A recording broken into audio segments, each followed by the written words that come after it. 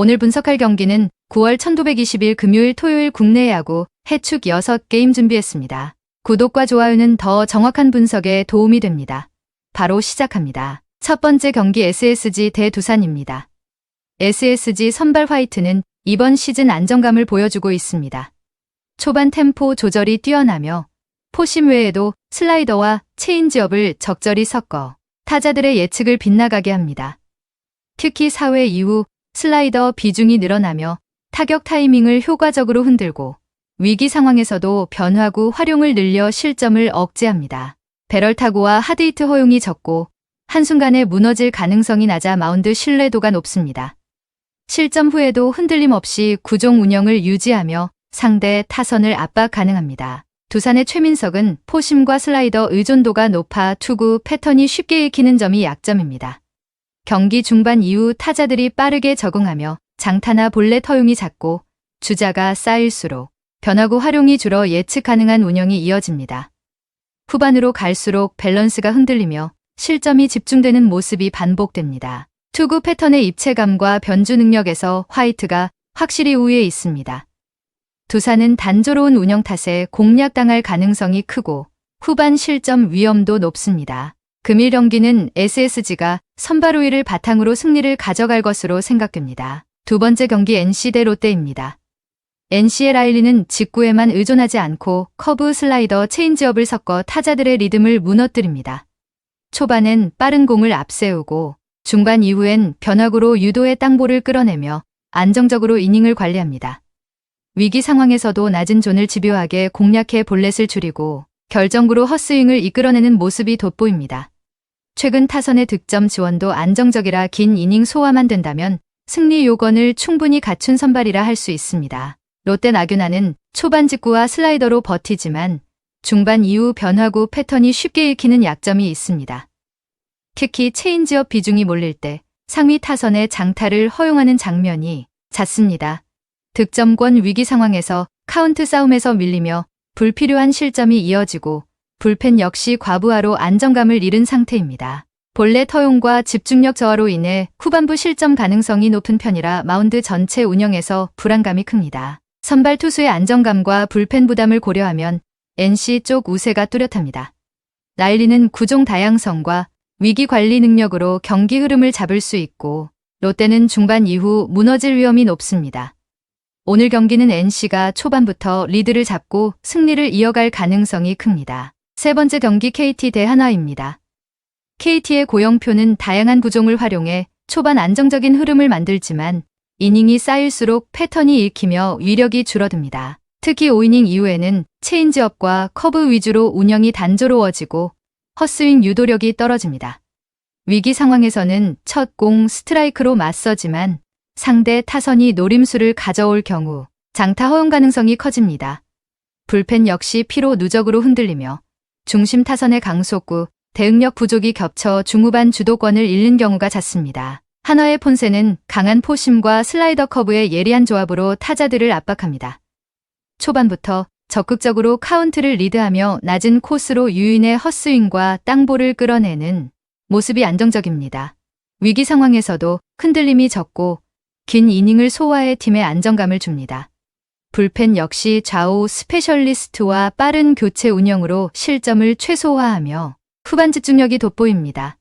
전력 전체가 균형 있게 움직이며 마운드 운용에서 확실한 우위를 점하고 있습니다. 선발과 불펜 모두에서 한화가 확실한 우세를 갖췄습니다. 고영표는 중후반 약점이 드러날 가능성이 크고 폰세는 완성도 높은 피칭으로 경기 흐름을 지배할 수 있습니다. 오늘 경기는 한화가 안정된 마운드를 바탕으로 접전을 주도하며 승리할 가능성이 높습니다. 언더게임과 한화승 추천드려봅니다. 네 번째 경기 US 레체 대 칼리아리입니다. 레체는 전방 침투와 드리블을 통한 공격 시도가 있으나 고립되는 장면이 많고 중원 전환 속도도 느립니다. 특히 수비 라인의 간격 유지가 불안정의 중앙과 측면 모두에서 공간이 쉽게 열리며 박스 안집중력 저하로 실점 위험이 반복됩니다. 후반으로 갈수록 압박과 조직력이 무너지면서 경기 운영이 흔들리고 연속 실점으로 이어지는 경우가 많습니다. 칼리아리는 보렐리의 침투와 마무리 능력이 위협적이고 에스포지토가 빠른 전개로 공격 흐름을 주도합니다. 폴로른쇼의 활동량이 더해져 중원 압박과 세컨드볼 싸움에서도 우위를 점합니다. 이들의 조합은 단조롭지 않아 다양한 공격 패턴을 전개할 수 있고 레체의 허술한 수비 간격을 적극적으로 파고드는 구조가 마련되어 있습니다. 이 경기는 수비 안정감에서 뚜렷한 차이가 드러날 전망입니다. 레체는 조직적 허점을 극복하기 어렵고 칼리아리는 하프 스페이스 활용과 다채로운 공격 전개로 주도권을 잡을 가능성이 큽니다. 오늘 경기는 칼리아리의 승리가 유력합니다. 5번째 경기 미들즈브러 대 웨스브로입니다. 미들즈브러는 코네이의 폭발적인 측면 돌파와 휘테커의 인버티드 움직임으로 공격 루트를 다채롭게 전개합니다. 해크니는 중원에서 템포를 조율하며 순간적인 전진 패스로 압박을 무력화시키는 플레이메이커 역할을 수행합니다. 이들의 조합은 전술적으로 유기적이며 다양한 상황에서 득점 기회를 창출할 수 있습니다. 특히 홈에서는 압박 강도와 세트피스 활용도가 강화되어 상대 수비를 흔드는 장면이 자주 연출될 가능성이 큽니다. 웨스트브로미치는 제공권을 활용한 공격 옵션은 있지만 전환 속도가 늦고 전개 과정이 단조로워 효율성이 떨어집니다. 몰럼비는 활동량이 많지만 템포, 조절 능력이 부족해 불필요한 패스 미스로 이어지는 경우가 많습니다.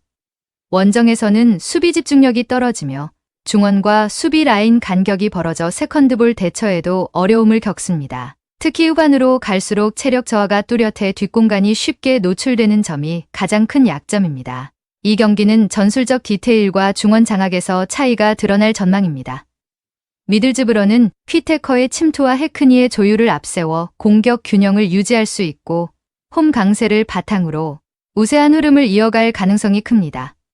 반면 웨스트브로미치는 원정 불안과 후반 집중력 저하로 승부처에서 무너질 위험이 커 보입니다. 웨스 승 추천드립니다. 마지막 경기 베티스 대 소시에다드입니다. 베티스는 에르난데스의 뒷공간 침투와 리켈메의 변칙적인 측면 움직임을 앞세워 상대 수비 라인을 흔들 수 있습니다. 로셀소가 이 선에서 전개와 연결을 동시에 책임지며 공격 흐름을 안정적으로 유지합니다. 특히 홈에서는 압박 강도와 전환 속도가 한층 강화돼 상대 빌드업을 끊고 수적 우위를 만들어내며 전방 자원들이 결정적인 찬스를 잡을 가능성이 큽니다. 소시에다드는 오야르사발과 쿠보가 개인 기량으로 변화를 줄 수 있으나 원정에서는 효율이 떨어지고 집중력이 흔들립니다. 투리엔테스가 빌드업을 맡지만 강한 압박에선 패스 정확도가 흔들리는 약점이 있습니다. 또한 원정에서는 전방 압박과 뒷공간 관리가 불안정해 세컨드볼 대응이 늦어지고 세트피스 수비에서도 실점 위험을 안고 있습니다. 이 경기는 홈 강세와 전방 자원들의 움직임이 빛나는 베티스가 주도권을 잡을 가능성이 높습니다. 소시에다드가 쿠보와 오야르사발의 개인 능력에 의존할 수밖에 없어 전술 밸런스와 후반 집중력에서 격차가 드러난다면 베티스의 승리가 유력해 보입니다. 오늘 분석의 종합 정리는 베티스 미들즈브러, 칼리아리 현화 NC SSG 승을 추천드립니다. 그 외 다른 픽은 저희 텔레방에서 매일매일 그날의 픽 올려드리고 있습니다. 오늘도 영상을 시청해주셔서 감사드립니다. 행운, 행복 가능한 하루 되시길 기원합니다.